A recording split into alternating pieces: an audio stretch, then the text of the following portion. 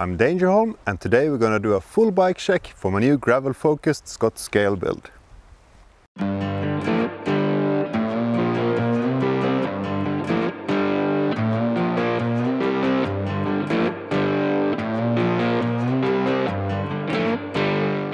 The main idea this time was to build something of a mountain biker's gravel bike, because while gravel bikes are all the rage now with drop bars and everything, if you come from a mountain bike background, you're used to a traditional flat bar, and it kind of makes sense to just build like a 90s mountain bike, you know, rigid fork, full speed. Okay, let's start with the obvious first question. Why is this thing so bright that it probably can be seen from the International Space Station? Well, my old hardtail had a 90s Klein tribute paint job, and if you know your mountain bike history, those were some pretty colorful ones. The idea was that it would be fun to have something bright to ride during the long and dark winters here in Sweden. So building up a new one, I wanted to continue on that theme, and one could say that it escalated from there. Painting these incredible bike ahead composites, full carbon wheels, felt quite risky, but in the end it really added so much to the two-tone look of the bike. And also it really enhances the beautiful shape of the spokes. Being a rookie painter, learning by failure, you know, I must admit that I'm quite happy with the fade detail I come up with here. The very thin lines really gives it a fresh and unique look compared to a traditional fade. This particular color is called Mellow Yellow Metallic, and it's quite interesting because it really shifts a lot depending on the light. It's a heavy metallic, so it truly comes alive in sunshine. Once your eyes have adapted to the bright shine coming from the bike, the second thing you'll notice is how clean looking it is. No cables at the handlebars, no cable ports in the frame. Well, let's talk more about that as we go through the parts and details. At the heart of the bike there's a Scott Scale 910 frame, and I definitely wouldn't call it an entry-level frame. It's really good, but it sits below the Scale RC and Scale RC SL models. And what that means is that it features a slightly simpler layup and material than the two top-of-the-line models, giving it great performance but at a slightly higher weight. But if you're not chasing every single gram, it can make a lot of sense, because it's less than half the price of a Scale RC SL frame. Except for giving it a new fresh paint job, I also removed the front railing mount and all the cable ports. Of course, these areas were reinforced where necessary, and needless to say, this is warranty voiding stuff. The fork is a Trek 1120, and all these mount options will come in handy next winter when I will place a battery pack on each fork leg to power a 32,000 lumen light setup, but stay tuned for that. The handlebars are Synchros Fraser ICSL with a little Garmin mount on top.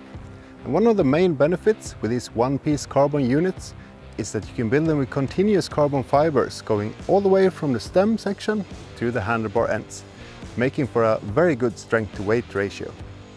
Both brake hoses are run internally for a super clean front end look, but since I don't want to face plant and lose my front teeth, the handlebars have not just simply been drilled, they have also been externally reinforced by a carbon specialist.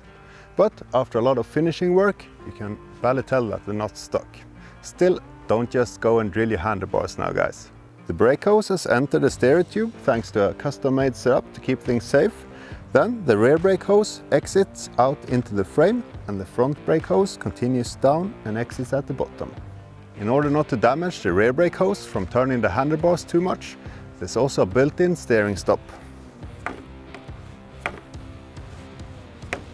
The brakes are Trickstuff Picola Carbon, which are not only the lightest brakes out there, but also some of the most powerful two-piston brakes in the world.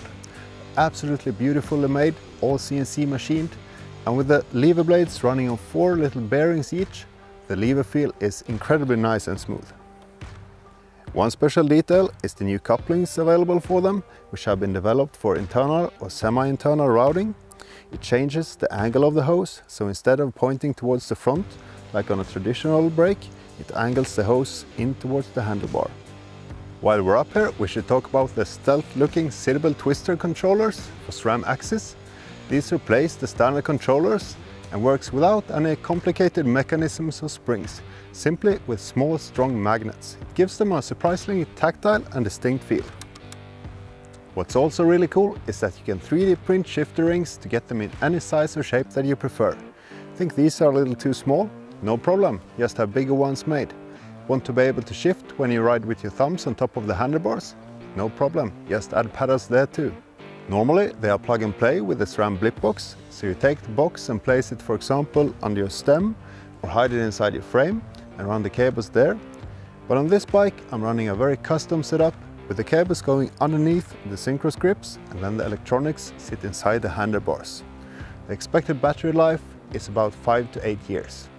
That takes us down to the drivetrain, and here we have a SRAM XX1 Eagle Axis rear derailleur, which has been upgraded with a Kogel Colossus rear derailleur cage system. Not only does it have ceramic bearings, it also has oversized pulley wheels. But what's the reason for that? Well, with bigger pulley wheels, the chain links don't have to rotate as much when going through the rear derailleur cage. This means less friction and saving precious power. It's pretty much the same principle as how riding on your smallest cassette cog will be the least efficient. Will this turn you into a world champion?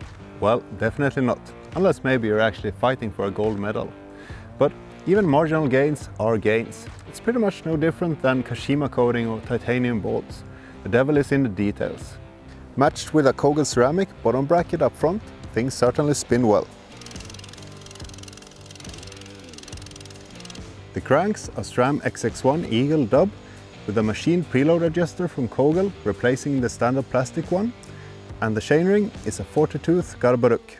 Garbaruk also makes the lightweight 12-seat cassette, and the chain comes from SRAM. Next is the Bikehead Composites Bi-Turbo RS wheels. These are some of the most iconic wheels on the market today, and with a 6-spoke monocoque design, they are hard to miss.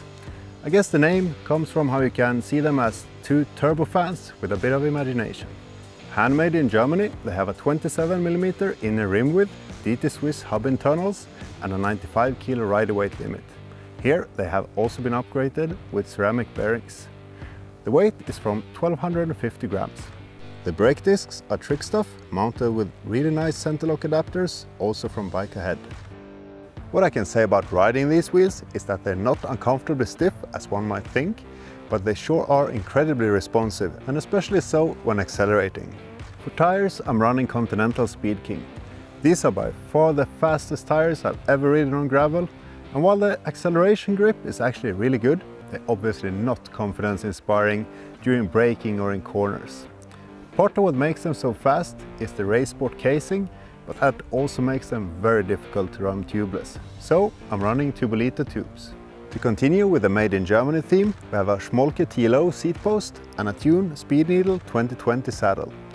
Believe it or not, but it's actually been more than 20 years since this saddle model was first introduced, and this specific design was made to celebrate that anniversary. Throughout the years, all of them has been made by the same guy. How cool is that in these days of mass production? But if you want to do miles of manual riding on the gravel downhills, I have a second combo for it too. It's a RockShox Reverb Axis dropper seat post with a Berg Composites carbon fiber saddle. And since it's wireless, it's super easy to switch. As an optional detail, I also have a front rack for the bike that bolts straight onto the fork, just like this. It's actually a really cool concept. It's perfect if you want to do some light bike packing or go on stupid long rides, or simply ride somewhere and have a barbecue with your friends. As a final detail, I also custom painted a Scott Cadence aero helmet in the same intricate stripe fade pattern as the frame, and a matching set of Scott sunglasses.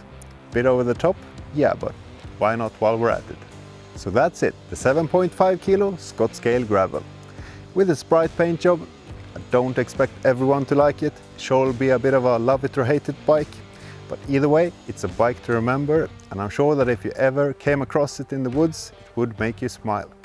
And also the funny thing is that it actually kind of looks like a render, even in real life. Thanks for watching, and I look forward to seeing what you have to say about the bike in the comment section.